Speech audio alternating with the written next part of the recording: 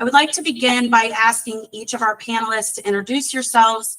Unfortunately, Ashley from the American Hotel and Lodging Association was unable to join us today, and Bill Wolf will be here, but he will be a little late. But I'm so happy to speak with each of you. I would like to go around the screen if you can, and please give a brief introduction, your name, background, how you got into the anti-trafficking movement, and what your current role is today. So, Barbara, if you would like to start, my friend. I will start. Hello, everybody. My name is Barbara Amaya, and I used to lead with survivor, but I'm going to lead with author, award-winning author, by the way, speaker, and a survivor of sex trafficking in the United States. Prior to 2013, it's been a minute now, prior to 2013, I didn't identify as a victim of anything. I thought everything that had happened to me was my own idea and my own fault. And I will share here that many other victims and survivors feel the same way, which is really something that should be looked at in more depth, because how can service providers provide services for people that don't even know they are victims? So prior to 2013, I didn't even know I had been a victim of anything. I was in a very, very dark place right here in my living room. I was laying on the couch. The news was flowing along in the background, and they were talking about a case, and it was actually Bill Wolf's case. They were talking about gang members here in Northern Virginia that had been trafficking young women about a mile from this house. And I still didn't really, I didn't turn up the volume yet. They started talking about the recruitment techniques that these traffickers, these gang members were using. And I stood up right there, turned up the volume, and I thought, that's exactly what happened to me. I'm a victim. I was a victim of human trafficking, of sex trafficking here in the United States.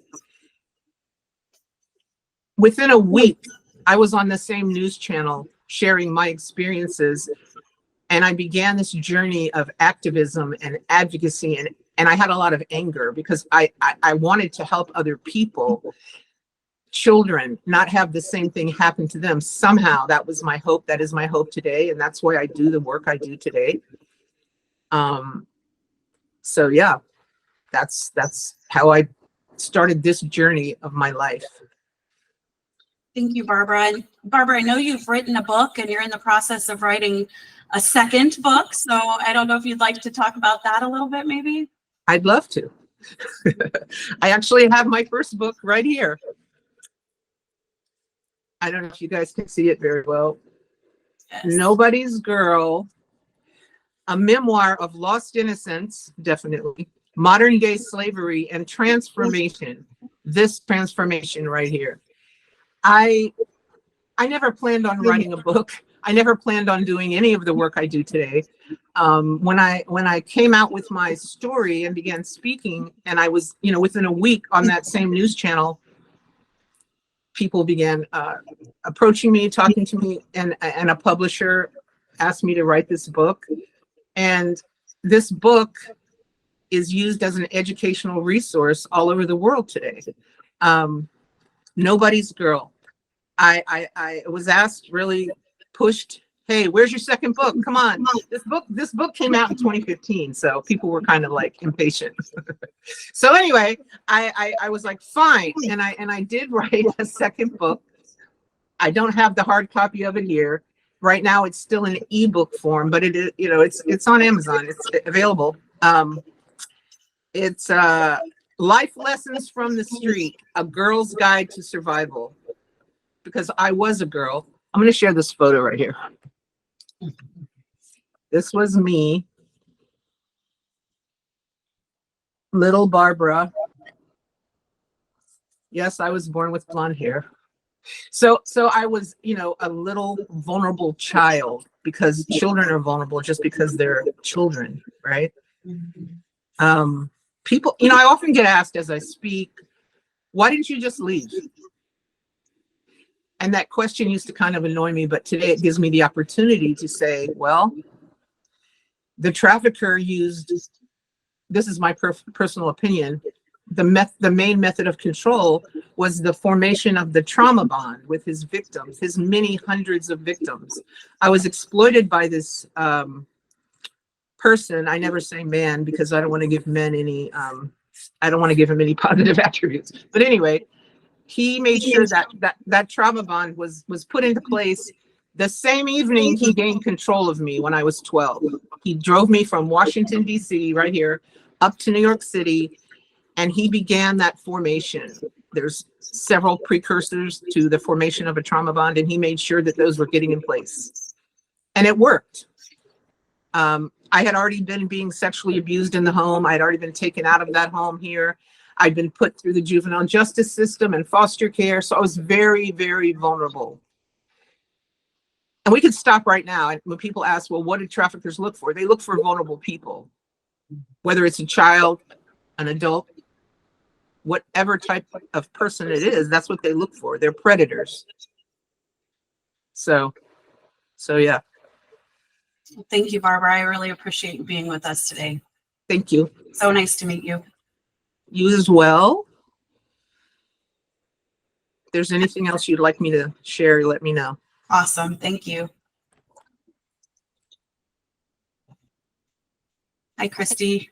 Do you mind giving your background as well and introducing yourself?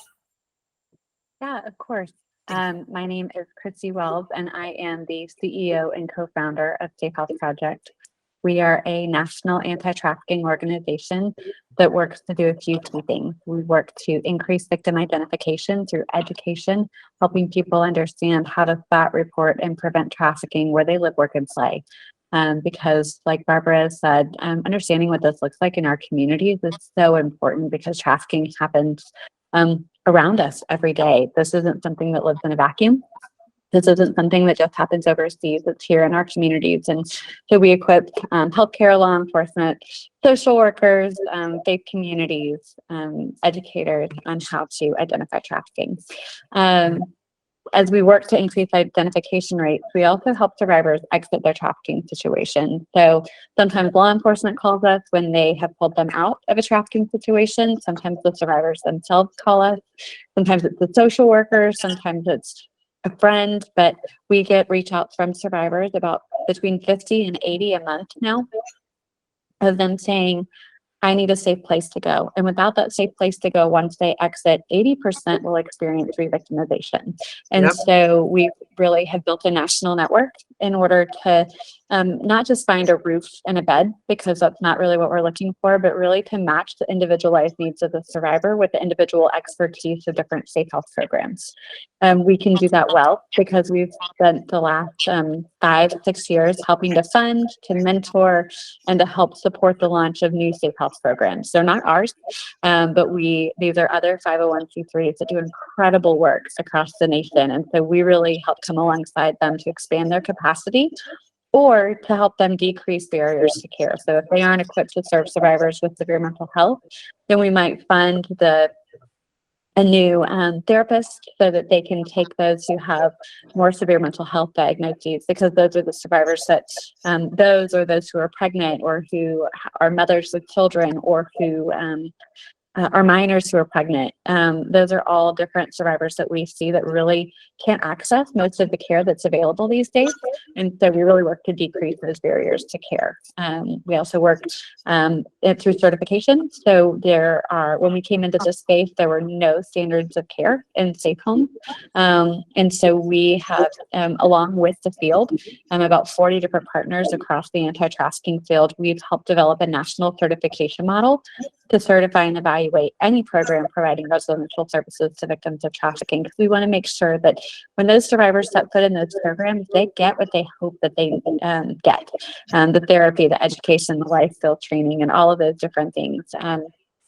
And so we help evaluate them and elevate their quality of care in order to see survivors across our nation served with excellence.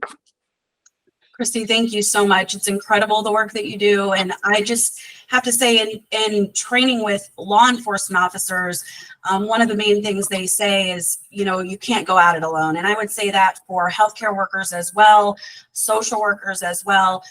when you find these survivors and they are prepared to exit, you have to have these victim advocate groups right alongside you in your back pocket on speed dial to be able to help with all of the issues that that individual might have, whether it's drug addiction or mental health or physical health, housing, food, you know, children. So just having, you know, someone like you and Safe House Project, I just commend the work that you do. So thank you so much for joining us. Can I say one thing? When I left New York City, which is the majority of, you know, that's where I was trafficked for over a decade,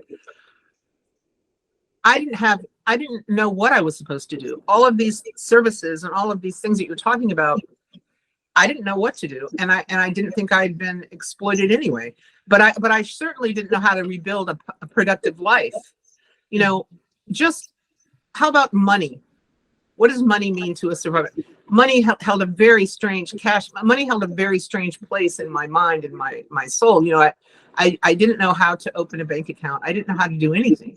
You know, I'd left school in the 6th grade originally. So I just kind of stumbled along through my life, not knowing what to do, and having these services that Christy provides is so important. I think sometimes people think, well, great, that victim, that survivor has left that. Now they're all good. No. Very far from that. It's the beginning. Right. Right. Somebody Well, coming thank in. you very much, both of you, for joining us, and we really appreciate it. Welcome to the webinar. Thank you for introducing yourselves. Today, we will break down how human trafficking is portrayed in the media. We'll discuss specifically how it occurs in the healthcare and hospitality space and the role that these industries play. As we know, the media and movies like Taken and obviously most recent Sound of Freedom that focus on human trafficking are making waves throughout the world. We see it on social media. We see it in our own social circles. More people are discussing human trafficking now than ever. But is the depiction in the movies always accurate, or does it have the potential to do more harm than good? So Barbara, again, thank you. Nice to meet you. Thank you for the work that you do, Barbara. One of the statistics that's mentioned in the movie Sound of Freedom is one that we hear a lot, and one that's been discussed, and that is that there are 150 billion individuals around the world being trafficked today. From your years as a professional in the anti-trafficking movement, as a speaker, consultant, and survivor leader, can you please break down that number a bit and maybe provide us with the definition of what human trafficking is, and specifically what it might look like in America? One of the misconceptions someone might gain after seeing Sound of Freedom is that trafficking looks the same in the United States as it does in other countries, and that sex trafficking is the #1 form of human trafficking, and that may not be true. So can you break that down, and can you please speak to this a little bit? Sure, I can speak to it a little bit, and I apologize. I think my cat is scratching the door over there. But anyway, sorry. I don't want to, you know, whatever. I don't want to scream at him while I'm on camera. So anyway, yeah. Okay, as far as those numbers, I never quote statistics personally, because I do feel like they can be all over the place, and they can be according to the agenda of whoever's quoting them. But I will say that, yes, millions of people are being trafficked all over the world and here in the United States right now. You know, if you look at some mostly reliable sources like the TIP report, the annual TIP report, I was quoted in that in 2015, by the way. You know, they don't, I have it right here. They don't even quote numbers. They say this. Can I read this? They say every year, they say what I just said, basically. They say every year, millions of people are exploited within and across borders. They are forced to work in factories for little to no pay, harvest crops, toil in terrible conditions, in mines, construction sites, and fishing boats, or work in private homes. Many victims are exploited for commercial sex, adults and other children alike. Now, this is this year's Trafficking in Persons report. Yes, this is happening right now. Yes, millions of people are being trafficked in different forms right now. Many victims of sex trafficking were also labor trafficked. They cross lines. I'm sure you come across that a lot, Christy. You know, but again, I don't know. I wouldn't quote an exact number, and I couldn't break down an exact number of exactly how many victims are being exploited right now. And that number is always changing, right? I think films that come out are important because they can bring awareness to this issue. They can bring awareness, and people can hopefully seek to be educated further by getting a training. You know, whether it's law enforcement, it's my opinion, my personal opinion, that law enforcement and medical professionals, and you know, they're interacting with victims a lot. Like right now, I would go, I didn't have a doctor. Somebody asked me that. I spoke for an hour once and shared my entire story. And during Q&A, somebody actually asked me this. She said, "Did you have medical insurance?" And I, at first I was a little flabbergasted because I thought, what? No, and I wanted to say no, and I didn't have dental either, but I didn't say that. I said, no, I did not have medical insurance while I was being exploited. But excuse me, I have allergies. What I used to do was, you know, if I was, by the way, I was shot, I was stabbed. I have a cut all the way across my abdomen. I shouldn't be alive, literally right now. They weren't good people that sought to buy my body while I was being exploited. Anyway, when I was told by the trafficker, do not go, you know, I didn't have it. Obviously I didn't have insurance. I couldn't go to the doctor. I didn't have a doctor, but I was programmed purposely and told, do not ever try to see anyone else out of this life. But anyway, if I had something horrible happen to me, I would go to the hospital emergency room. At that time, it was St. Vincent's Hospital, and I would go in there with a cut, with a stab, with whatever I had that I felt like I really need to see a doctor. And I remember one time, specifically, laying on a stretcher in St. Vincent's Hospital, in the hallway, and I was bleeding from it was a razor cut here on my leg. And I remember laying there, and I thought, I don't want to leave this emergency room because it's more peaceful in here than out there. Now, just think about that. I mean, it wasn't peaceful in the emergency room at all in Manhattan, but that's what I felt. I didn't want to leave there. So anyway, the hospital emergency room was my doctor. And I survived somehow, and here I am. But what was the rest of your question? No, that was great. I Okay. think you definitely touched on it. Could you define human trafficking for us? What does the tip report say, Christy? Force, fraud, and coercion do not have to be proven if someone's under the age of 18. The exact definition, I don't have it in front of me, but it's what I've shared already, what Christy shared. You know, if somebody is being exploited for monetary gain, with their will or against their will, basically, right? I mean, that's human trafficking. The trafficker's gaining from my exploitation, from a victim's exploitation, you know. And people, I think today, how can I put it? Well, it is what it is. Sex trafficking. People want to talk about sex trafficking, sex. They want to be very graphic and talk about that in the world today. We all know that. But labor trafficking needs to be discussed too. You know, if a man is starving to death and he wants to feed his family and he doesn't know what to do, he can end up being trafficked for labor purposes, you know, as I read in the beginning from the tip report, you know, and end up in some brutal, horrible environment. And then those cross lines from sex trafficking to labor trafficking to however somebody, a trafficker, can gain money from that victim. It's going to happen because traffickers are predators. They seek prey. It's all about money to them. I wasn't seen as a human being at all, ever, by the trafficker or by the, I don't know who coined the term John, but I really have tried to figure that out because I would like to talk to them if they're still around. There's no innocent little John sitting in a corner somewhere. As for, but anyway, the trafficker wants money. The people that seek to buy someone's body, I'm talking about sex trafficking right now, are not good people, right? I was in cars with serial killers. I got into their car. I should be dead. I was almost dead. I was robbed, at knife point, at gunpoint.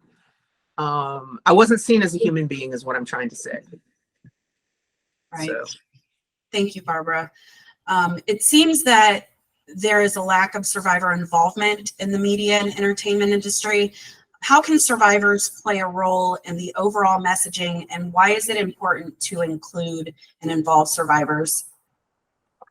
Well, I just want to say one thing about that, if I may. I have a hashtag, nothing about us without us. Mm-hmm. And by that, I mean the survivor voice needs to be included everywhere, from a training to a podcast, to a webinar, to this, to everything, because we know what happened, and I'm not saying every single victim or survivor is going to do that.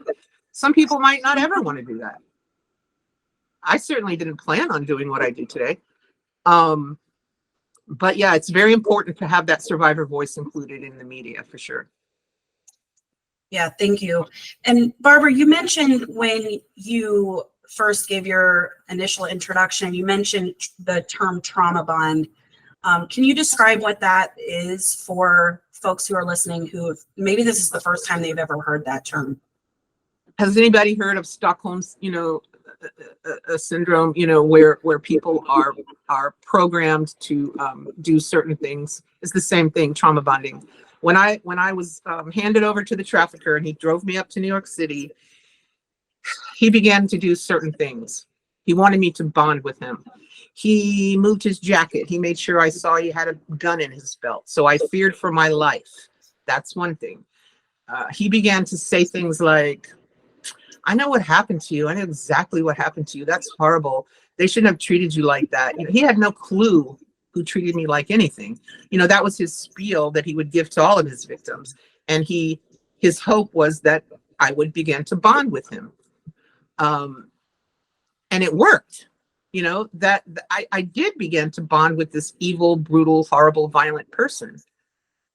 So if people want to learn more about the trauma bond, they can look up Stockholm syndrome and trauma bonding and what the exact precursors are. But I know I believe that's the main method of control. Besides violence came in much later. He wasn't completely violent with me from the very beginning. That wouldn't have worked. One thing he also did not do, and I used to say have sex with me, but that was incorrect because I was a child and he was an adult. So that would have been actual rape. You're good. I'm sorry. You're good. I wanted to put do not disturb on, but I thought it would mess up this. Okay. Anyway. So anyway, he didn't rape me because that would have added in a different dynamic to what he was trying to form. He didn't do that right away. He didn't touch me right away at all physically. It was all mental. He began to put that in place real quick. And he wanted to make sure that bonding came into play so that I wouldn't leave, right? So that I would not, I began to think from the beginning, it was all my idea. Sure.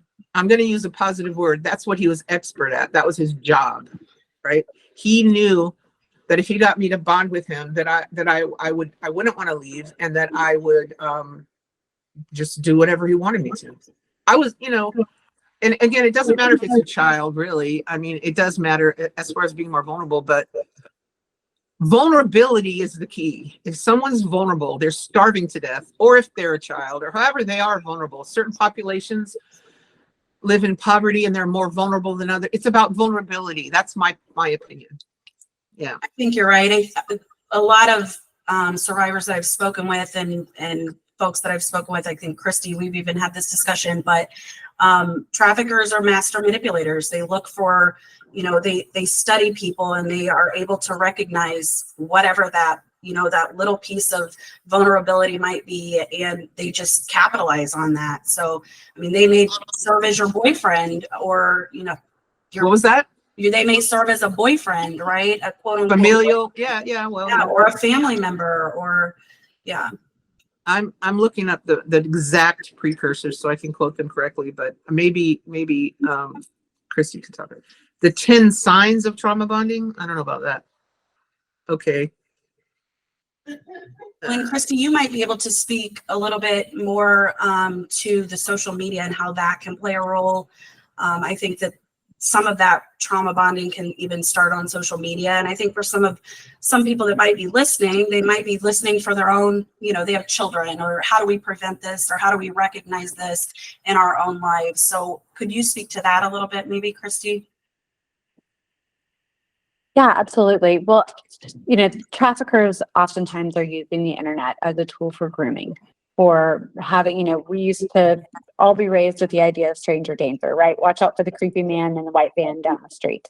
But oftentimes we don't recognize the people that are ever coming into our homes without ever walking through our front door, because they're coming in through technology. And during COVID, we saw, what was it, Barbara, a 96% increase in online recruitment because of COVID. And traffickers, kids went online, parents weren't monitoring it, and so did the traffickers. And so what was interesting is trafficking or grooming online can happen a few different ways. One is that they can present themselves as a peer. And so they can, we've seen it before, where a trafficker will send a friend request to every kid in a middle school, large yes, middle school. Yes, love bombing them. Yeah. Yep. And a few people will accept that request. Yes. From that middle school. And then they'll continue to send those friend requests when then somebody sees, oh, well, you know, Susie and Johnny and Joe are all friends with them, and so I'm friends with them, and it says he goes to my middle school, so I'm going to accept it. What they don't know is that it's a 42-year-old man hiding behind the image of a fourth grader, developing these relationships, getting into chat rooms, looking for a kid who's vulnerable. And the second he sees bullying or signs of housing insecurity, or signs of somebody just seeking love and affection, or unhealthy sexual boundaries, then bam. That's the person that they're pulling off into some of those side chat rooms, and then beginning that relationship. You know, whatever it is that they don't have is the thing that the trafficker is promising. So whether it is love, or it is security, or it is resources, or it is whatever that may be.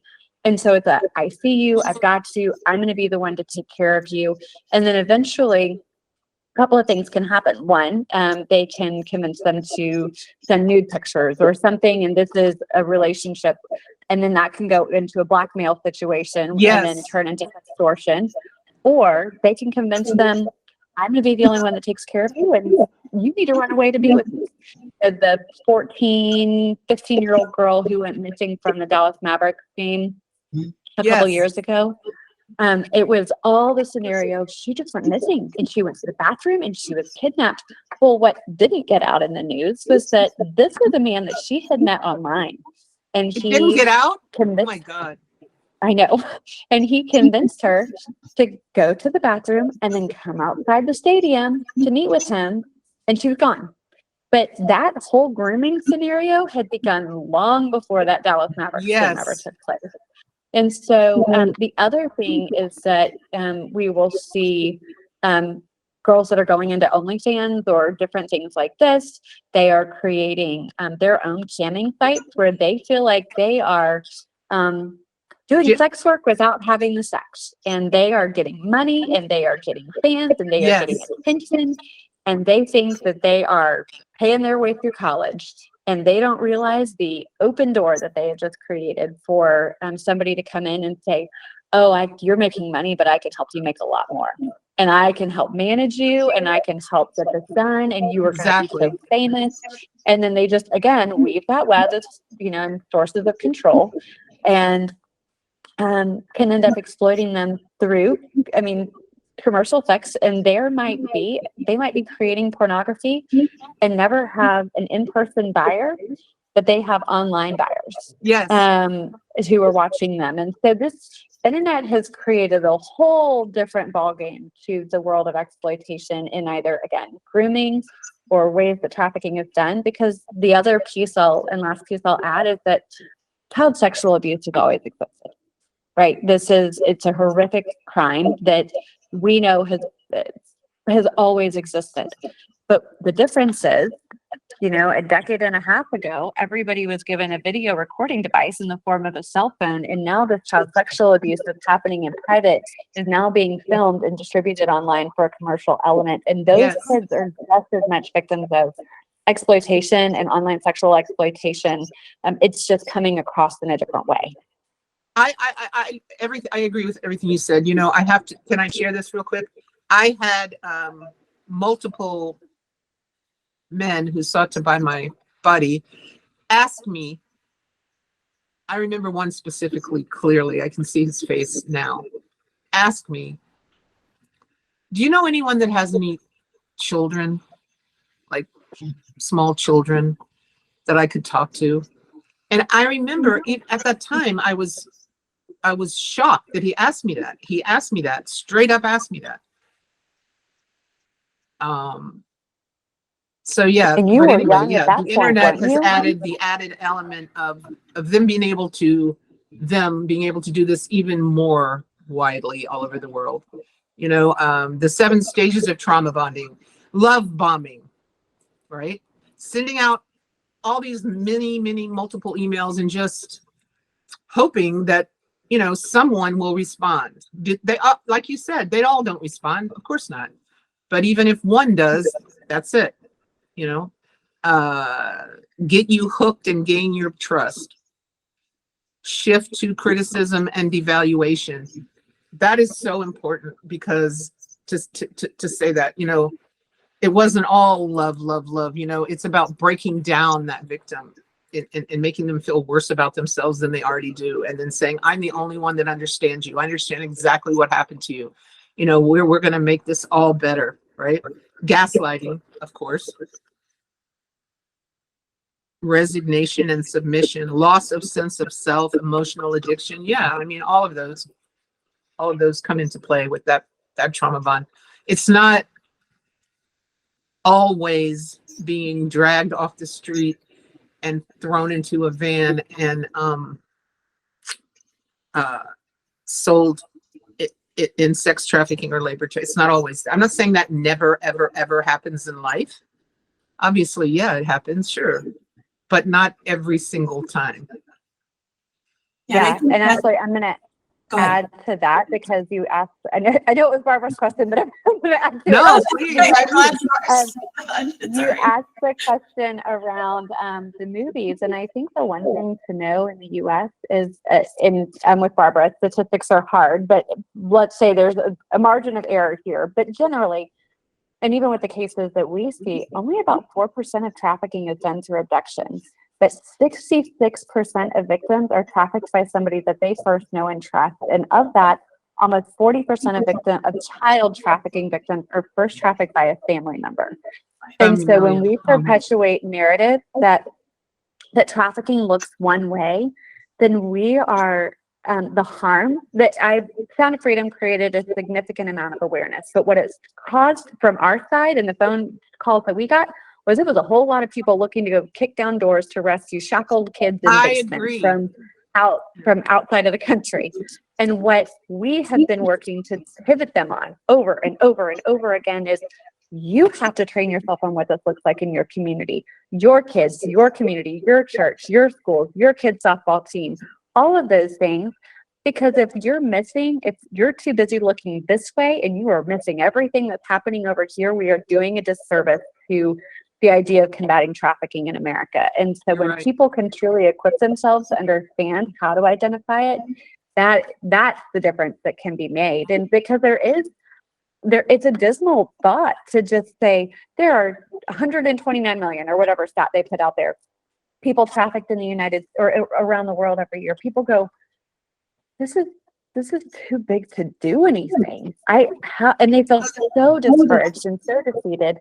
But what I feel like our responsibility is as leaders in this field, Barbara included, is that we have to empower people and equip them to go, oh, I can do something. I can learn what this looks like. I can take this into the schools and make sure every teacher in my kid's school knows how to identify trafficking. Fantastic. Like, let's give people tools and resources to respond.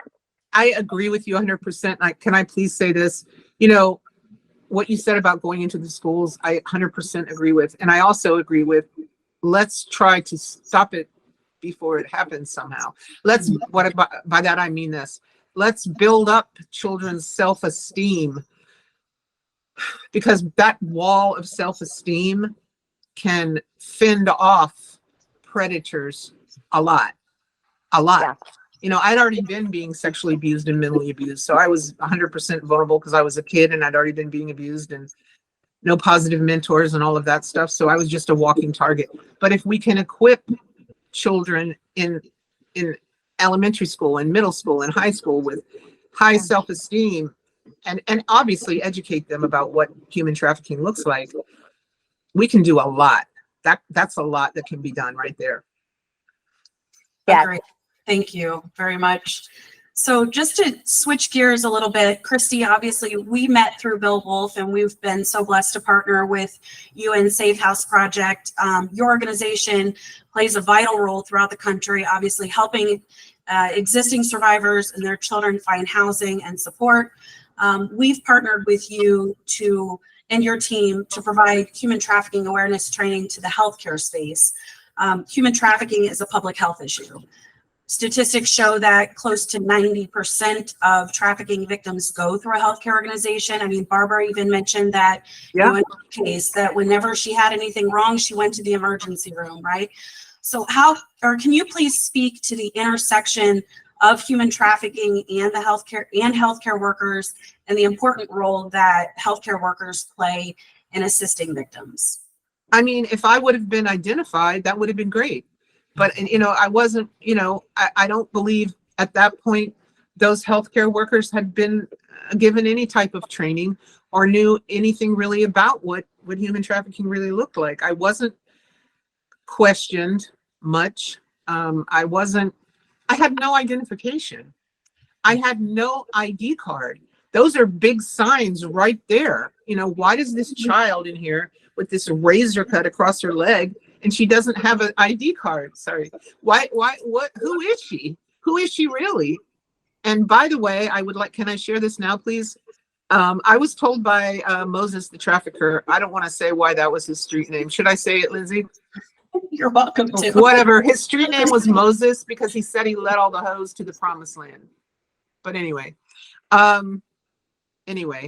I had no identification when I would go through these, go into the hospital, and no social security number. Nobody could identify who I was. And he also told me, you're going to be arrested probably when you're out there on the track in Manhattan. And I can still remember feeling a little confused by that. What do you mean? Why am I being arrested? But I was arrested. I was arrested many, many, many times in Manhattan. And I was told by the other girls, young women out on the street, out on the track, you better watch it, because when they come through here, we got to run. And we did run. But many times I would be yanked up, thrown in the back of a van or a car by the police and taken to the police station. Bear with me, where they handcuffed us all together. They'd take us to the police station. They take a Polaroid photo of us. It was all real quick. But they never asked me about trafficking or pimps or traffickers or what are you doing? That never happened. I'm not blaming law enforcement. I'm just saying they didn't receive training. They didn't know. I was telling Lindsay this earlier. Police are trained to identify criminals, obviously. And a lot of victim behavior looks like criminal behavior, right? No eye contact, no ID. There's a lot of behaviors that are very similar. So anyway, I was taken in, photo, fake name I'd been programmed to give, fake date of birth, fake address. Spent the night in the holding pen, which was very horrible and violent, from the other young women trying to get money because their traffickers had a quota, as mine did, and they were told, if you don't bring this money in, you're going to be beaten. I was beaten with wire coat hangers across my back. And So anyway, they were trying to gain money and rob the other young women in the holding pen. Then we'd be taken down to the 100 Center Street in Manhattan to the court building. And we'd wait in another holding pen, which was very violent, at the court building. And then one by one taken in front of the judge. Loitering, the charge, and I mean, a crime was being broken. The police were just randomly rounding up people, loitering for the purposes of prostitution. So I guess we could go into the definition of the word prostitute in a minute, if you want to. So go in front of the judge, and I just plead guilty. I just plead guilty, and I would be given some paperwork, and I'd leave the court building, and I'd go back terrified, hand over the paperwork to Moses, and probably get beaten down because I didn't have the money I was supposed to give him, and he probably just threw the paperwork away. One time I was arrested after I'd been in New York for a few years. I was still a minor, and I had, anyway, I won't go into the whole long story, but I was sent to Rikers Island prison. I was still a child. I was a minor, but I told them a fake name, a fake date of birth, a fake address, that crime had been committed. I'd already had a few of those happening in the system, but they didn't know who I really was. And I was sent to Rikers Island prison, which is not a good place at all. Imagine. But anyway, what's the definition of a prostitute? Was I a prostitute, or was I a victim of human trafficking? I just want to throw that out there. Nobody wants Fraud and to. coercion. What? Force, fraud, and coercion. There you go. Well, first of all, you were a minor, which Right. means there is Exactly. anybody who is being sold for commercial sex, including prostitution or pornography, is not considered a prostitute. They are considered a victim of trafficking. Exactly. So, yeah. I think, Lindsay, I think you bring up some great questions, and Barbara, I think, paints this so well. The opportunities that healthcare and law enforcement have to identify victims are extremely high because of those Yes. high intersection points. There's, 88% of trafficking victims intersect the healthcare industry while being trafficked, but it's not just the ED, although that's, I would say, a high propensity of it, but they will come in through pediatric, through obstetrician, through radiology. We have seen so many victims come in through so many different ways, and they're missing it. And so, but I think on the flip side of it, where healthcare has an opportunity above law enforcement, is that, to Barbara's point, they find peace there. They find advocacy there. Barbara was okay Yes. staying in the hospital, but she knew to get the heck out of Dodge when it came to law enforcement, because while both are there to be helpers in the community, one, there is a stronger inherent or intrinsic place of trust that I feel like the survivors oftentimes have with the healthcare industry, Yes. that they will share information if asked. Now, they might be hesitant if the trafficker is present or anything like that, but the healthcare industry is more likely to Yes. be able to see it. However, the reason it is so critical to not ever assume that they know what they're doing is a couple of good examples. We had a trafficking victim that escaped. She found her way to a healthcare, to a hospital. She told them she was a victim of trafficking. She managed to get me on the phone. And I said, okay, great. We're going to help you. We're going to get you out of there. We're going to find you a safe house. And she said, the nurse just walked in. Can you talk to her? And so I got the nurse on the phone, and I said, I'd like for you to step out for a second. And I said, I'm going to explain to you what this is a victim of human trafficking. This is the situation. The trafficker is circling the hospital. And she said to me, darling, she can't be a trafficking victim. She hasn't been shackled. Oh my God. I about lost it. And then I had another case where they said, darling, she can't be a trafficking victim because she weighs too much. What? And they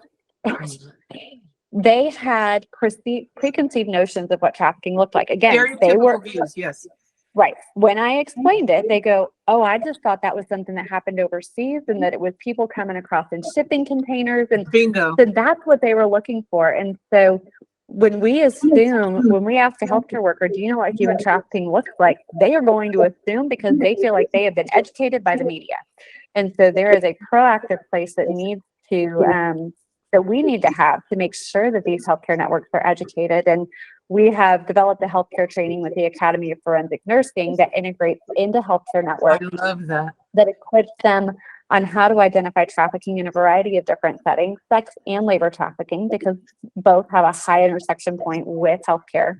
But really with the goal of equipping them. Everything that we do, to Barbara's point, is done with and by survivors. So the way we do our trainings is that we share lived experience stories of what was the instance, who were they intersecting with, what were the signs and indicators that were present, what were the clinical signs and indicators outside of just the social signs that were there. There were the clinical signs. And so we really break down about 10 different types of trafficking and high impact business models of trafficking. And so there's real opportunity because when we do have healthcare networks that are able to see it, that are able to understand, then the support that we get from them is unbelievable. We actually have so many survivors that we've helped exit from healthcare networks themselves, because they go, okay, this is a safe place. And they get there, we work with the team, we work with the social worker. They'll sometimes hold an extra couple of days for us while we make sure that we can secure the best placement, and then we can get them out. So right now, I'd say it can be a barrier, but really what it can be is a tremendous opportunity to serve more survivors. Wow, I think that's so a great, good. that's a great point. I think that ties back into what we see in the media, exactly what you said. I've heard other instances where people have this vision of what trafficking looks like, and then they go sit on juries, right? And then when they're in court and there's a trafficking scenario playing out in front of them in court, they as a juror don't recognize what that looks like. So I mean, I think just educating individuals in general is one of the best ways we can change the outlook, change how people envision human trafficking, but also just change the entire process of how, if they're ever prosecuted, traffickers are ever prosecuted, then they're able to, we're actually able to send them away because, the jurors will obviously understand what that looks like. So I think it's a great point that, it isn't always shackles. It isn't always, little girls. It isn't, thin, beautiful women, whatever, right? That it can be elderly, it can be developmentally disabled, it can be, run the gamut for what a trafficking victim, right, could look like. That kind of goes into my next question for you, Christy. One of my personal goals, obviously I do a podcast with Bill Wolf, and it's something that we discuss a lot, and that is educating Main Street, right? So how can we educate families and parents and educate teachers and children and the like? So people likely have a vision in their minds of what trafficking looks like, potentially based on what they've seen in the media. But we know that trafficking is happening in homes. You mentioned that 40% or 40+% across the country, and people who are being trafficked might not even have the words. Barbara mentioned that as well. She didn't even recognize that she was a trafficking survivor. Can you please describe a little bit more about what trafficking might look like in your experience with working with that population? Well, I think the reality is it can look a lot of different ways. You mentioned educators. We have equipping educators to understand the different ways that trafficking can look is extremely important.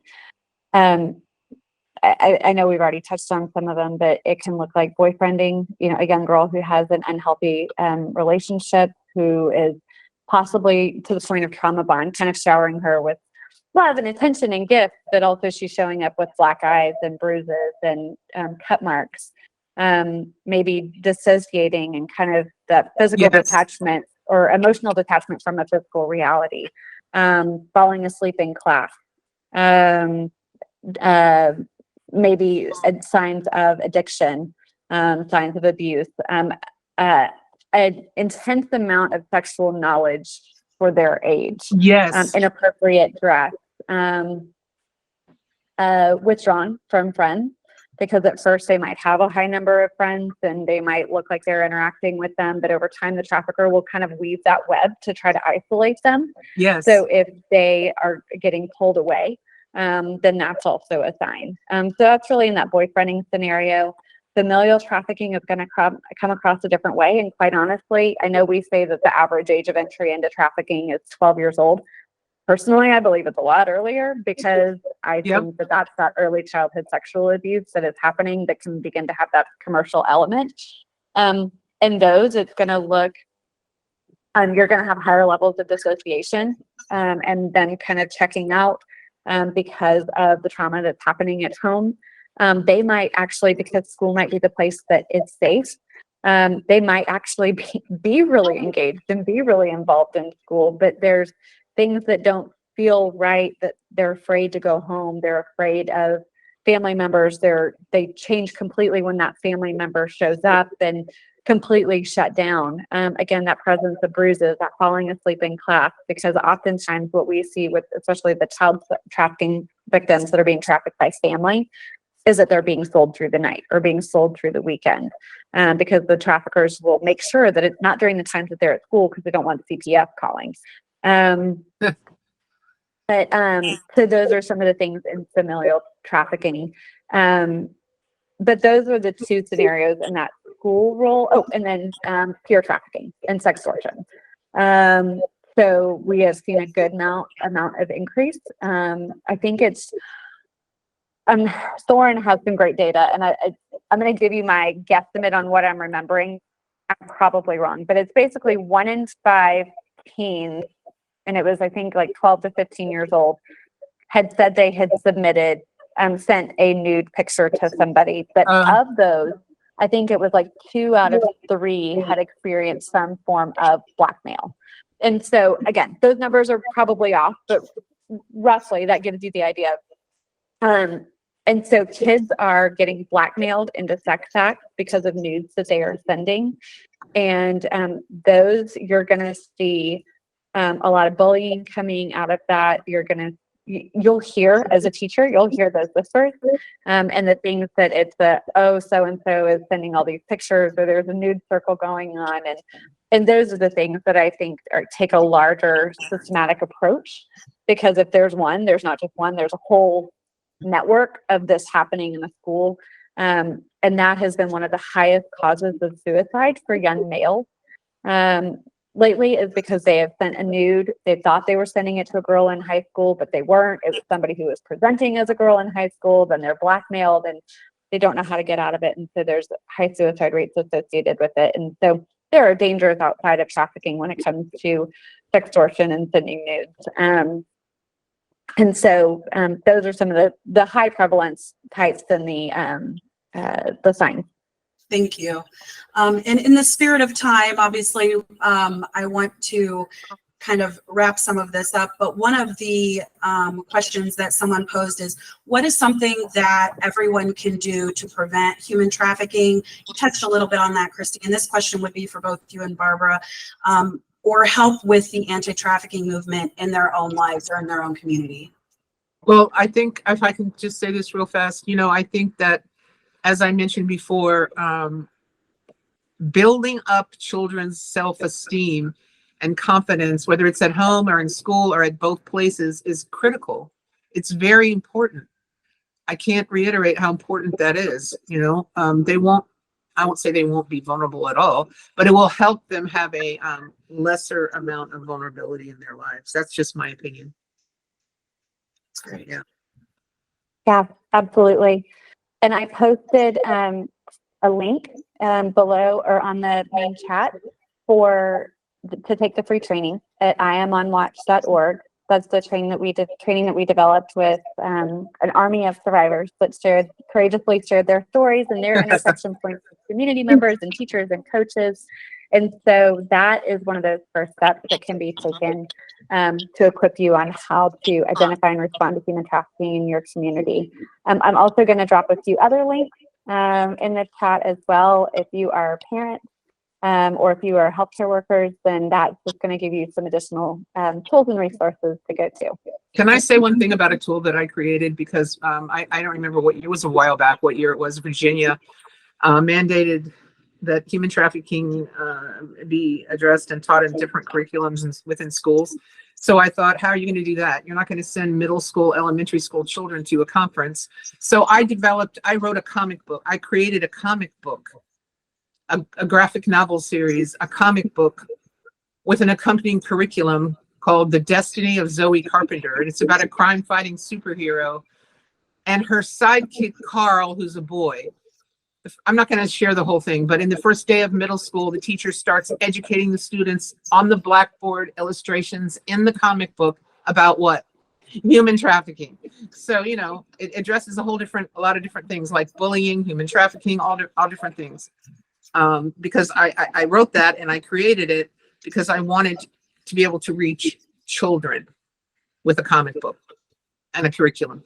Yeah. That's a great idea. Thank you. That's awesome. Thank you very much for those answers. And I would just piggyback on that by saying getting involved with local nonprofits. I'm in the Cleveland, Ohio area. We have the Cleveland Collaborative. We have Rahab in Akron. You know, I know you're very familiar with them, Christy.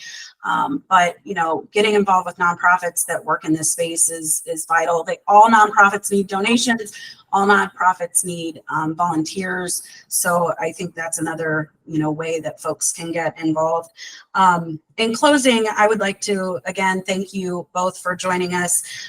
Thank you everyone for listening. Thank you for sharing your expertise, Christy and Barbara. Proper education to me is one of the most important tools in combating human trafficking. Movies can be made to inform, but we must also remember they are there for entertainment purposes. Reality is much more complicated and complex. Unfortunately, there isn't one superhero out there that will, you know, swoop in to save everyone from human trafficking. It's taking an army to do that. And I can say that for those that are on this call, you're making a massive difference in your corner of the world, and I thank you so much for the work you do. Any closing remarks, Christy and Barbara? Just thank everybody for being here, and I appreciate your interest and your questions, and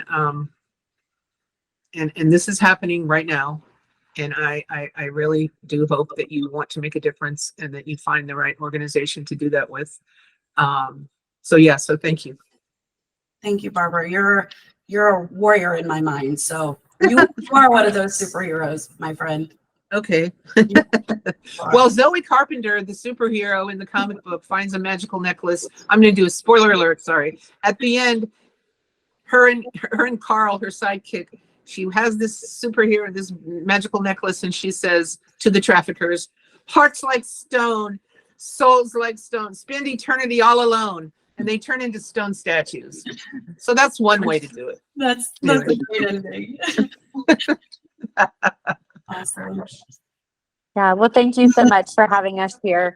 We just appreciate people who will take time to see a hard issue, because we recognize that a lot of people choose to ignore it, choose to believe that it exists in other countries and not here. And so we appreciate those who are willing to step in and step up to protect the vulnerable in our community and to just be advocates for change. I did drop some of the training resources into the chat that can be available, and Barbara's resources. I can attest to them. I have her books. They are phenomenal. So go get those because they are just such great perspectives. Well, thank you again, and thank you for everyone who joined the call. We will send a recording of this webinar out to each of you, but if anyone's interested in training, definitely you can reach out to Christy or myself. My email is levally@etactics.com. So thank you so much. Take care. Bye. Good to see you, Christy. Bye, Christy. Hi, good to see you, Barbara.